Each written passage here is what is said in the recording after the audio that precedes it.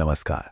चलिए आज एक ऐसी किताब की कहानी में उतरते हैं जिसने अरब के रेगिस्तान से निकलकर दुनिया भर में करोड़ों लोगों की जिंदगी को एक नई दिशा दी। जी हाँ, ये कहानी है कुरान की।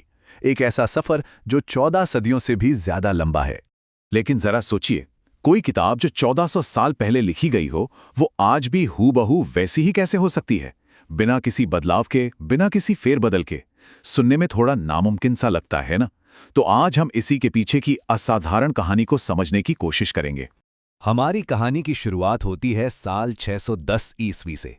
ये वो पल था, वो एक घटना थी जिसने न सिर्फ एक इंसान की जिंदगी बल्कि दुनिया के इतिहास का रुख हमेशा के लिए मोड़ दिया। ये पहली आसमानी आवाज का लम्हा था। मक्का शहर की भीड़-भाड़ से दूर एक पहाड़ी की गुफा में एक शख्स अक्सर गहरे सोच विचार में डूबा रहता था। उनका नाम था मोहम्मद। पैगंबर बनने से भी बहुत पहले लोग उन्हें उनकी ईमानदारी और सच्चाई की वजह से अल अमीन कहकर बुलाते थे, जिसका मतलब है भरोसे के काबिल। और फिर एक दिन जब वो 40 साल के थे, उसी गुफा के सन्नाटे में कुछ ऐसा हुआ जिसकी किसी ने कल्पना भी नहीं की थी। फरिश्ते जिब्रील उनके सामने जाहिर हुए। अब ये कोई आम मुलाकात नहीं थी, ये एक इतना जबरदस्त तजुर्बा था जिसने उस गुफा को एक अजीब सी रोशनी और हैरत से भर दिया। जिब्रील ने एक हुक्म दिया जो इतिहास में हमेशा के लिए गूंजने वाला था, पढ़ो। और सोचिए, सबसे पहला शब्द ही पढ़ो था, जो सीधे सीधे ज्ञान और सीखने की अहमियत पर जोर देता है। यही वो पहले शब्द थे जो कुरान के रूप में इंसानियत के सामने आए। जाहिर है, इतने बड़े और अलौकिक अनुभव के बाद कोई भी इंसान कैसा महसूस करेगा? वो कांपते हुए और घबराहट में घर पहुंचे, और यहीं पर उनकी पत्नी खदीजा का किरदार बहुत अहम हो जाता है।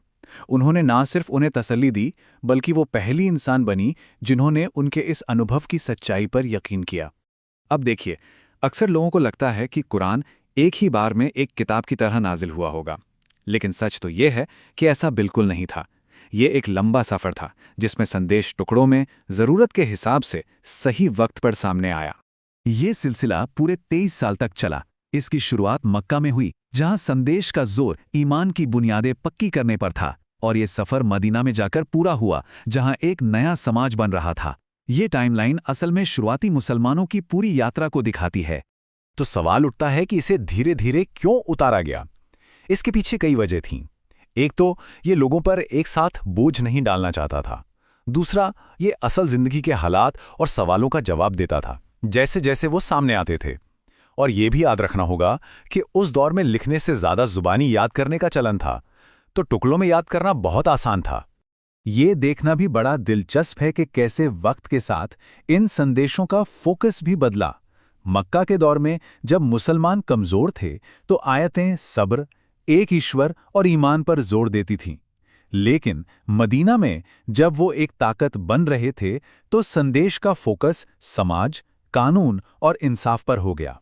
लेकिन सबसे बड़ा सवाल, इतने लंबे अरसे तक एक आसमानी संदेश को इंसानी गलतियों और वक्त की मार से महफूज कैसे रखा गया, खासतौर पे उस जमाने में जब कोई प्रिंटिंग प्रेस नहीं था? तो चलिए देखते हैं कि कैसे याददाश्त और लिखाई के जरिए इसे सहेजा गया। शुरुआत से ही इसे बचाने के लिए एक डबल स्ट्रैटेजी अपनाई गई। एक तरफ तो लोग इसे सुनते ही दिल में उतार लेते थे, यानी जुबानी याद कर लेते थे। अरबों की याददाश्त वैसे भी बहुत तेज मानी जाती थी। और दूसरी तरफ हर आयत को उस वक्त जो भी चीज मिलती थी, खजूर के पत्ते, पत्थर या जानवरों की खाल, उस पर बड़ी सावधानी से लिख लिया जाता था। फिर एक संकट का दौर आया। यमामा की जंग में बहुत से ऐसे लोग शहीद हो गए जिन्हें पूरा कुरान जुबानी याद था। इससे एक डर पैदा हुआ कि कहीं कुरान का कोई हिस्सा हमेशा के लिए खो ना जाए। बस इसी फिक्र ने पहले खलीफा अबू बकर को एक ऐतिहासिक फैसला लेने पर मजबूर किया। उन्होंने कुरान के बिखरे हुए हिस्सों को एक किताब की शक्ल में जमा करने का हुक्म दिया। तो जो ये पहली ऑफिशियल कॉपी तैयार हुई, जिसे सुहूफ कहा गया, वो एक अनमोल खजाने की तरह बन गई। इसे सबसे भरोसेमंद लोगों की हिफाजत में रखा गया, और आखिरकार ये दूसरे खलीफा की बेटी हफ्सा के पास रही। ये वो मास्टर कॉपी थी जिससे भविष्य में किसी भी तरह के शक या विवाद को दूर किया जा सकता था। लेकिन कहानी यहीं खत्म नहीं हुई। जैसे जैसे इस्लाम अरब से बाहर की दुनिया में फैला, एक नई और शायद पहले से भी बड़ी चुनौती सामने आई। एक ऐसी कम्युनिटी जो पूरी दुनिया में फैल रही थी, उसके लिए इस संदेश को एक जैसा कैसे रखा जाए? इस्लाम बिजली की रफ्तार से ईरान, सीरिया और उत्तरी अफ्रीका जैसे इलाकों तक पहुंच गया। लेकिन इस फैलाव के साथ एक बहुत बड़ी मुश्किल भी पैदा हुई। हुआ ये कि जो नए लोग इस्लाम में आ रहे थे वो अलग अलग भाषाएं और लहजे बोलते थे। इस वजह से कुरान को पढ़ने के तरीके में छोटे छोटे फर्क आने लगे। अब सुनने में ये भले ही छोटी बात लगे, लेकिन इससे बहुत बड़ा कन्फ्यूजन और झगड़ा पैदा हो सकता था। मतलब कम्युनिटी की एकता ही खतरे में पड़ गई थी। इस चैलेंज से निपटने के लिए तीसरे खलीफा उस्मान ने एक बहुत ही बड़ा और समझदारी भरा कदम उठाया। उन्होंने हफ्सा से वो ओरिजिनल सुहूफ मंगवाया और उसकी कई सारी नकलें यानी कॉपीज तैयार करवाईं। इन कॉपीज को उस्मानिक कोडेक्स कहा जाता है, जिन्हें इस्लामी सल्तनत के बड़े बड़े शहरों में भेज दिया गया ताकि हर जगह एक ही स्टैंडर्ड टेक्स्ट को फॉलो किया जाए। मुसलमानों के लिए ये पूरा प्रोसेस कुरान की उस एक आयत की सच्चाई को जाहिर करता है जिसमें कहा गया है, बेशक इस कुरान को हमने ही उतारा है और हम ही इसकी हिफाजत करने वाले हैं। उनके मुताबिक ये इंसानी कोशिशें उसी आसमानी वादे को पूरा करने का एक जरिया थीं। तो हमने इसकी हिफाजत की कहानी तो देख ली, लेकिन इसके पन्नों के अंदर है क्या? क्या ये सिर्फ एक ऐतिहासिक किताब है या आज भी बदलती दुनिया और पूरी इंसानियत के लिए इसमें कोई संदेश है? कुरान का जो असल संदेश है वो किसी एक दौर या संस्कृति के लिए नहीं है। ये उन यूनिवर्सल वैल्यूज की बात करता है जो हर इंसान से जुड़ी हैं, जैसे एक बनाने वाले का तसव्वुर, इंसाफ और रहमदिली, ज्ञान और सोच विचार की अहमियत। ये हमें याद दिलाता है कि हम सब एक ही इंसानियत का हिस्सा हैं। चाहे बात पर्सनल नैतिकता की हो, सामाजिक न्याय की या फिर रूहानी सुकून की तलाश की, कुरान की रहनुमाई आज भी उतनी ही मौजू हैं जितनी 14 सदियां पहले थी।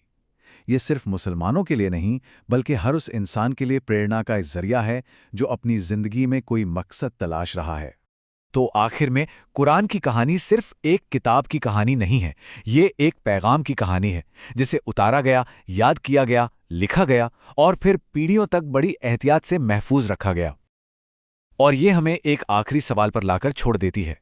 एक ऐसा संदेश जिसे आसमानी माना जाता है, उसकी इस कभी ना खत्म होने वाली ताकत का राज क्या है?